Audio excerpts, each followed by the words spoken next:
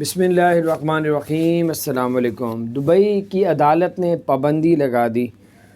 لوگ فیملیوں کے ساتھ کیفے جاتے تھے اور بچوں کو جس میں دودھ ڈال کے دیتے تھیں مائیں اور گھر والے، اور اسی میں وہ بچے کے لیے بھی کافی ڈلوا لیتی تھی کہ اسی میں کافی ڈال دو۔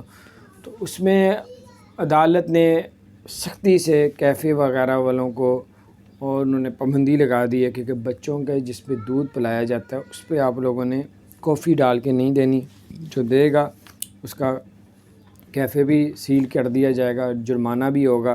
اور انہوں نے کہا اس سے بہت سی بیماریاں، کرونا، ہر چیز جو ہے نا اس سے معاملات ہو سکتے ہیں۔ تو بہرحال یہ کچھ اپڈیٹس تھی۔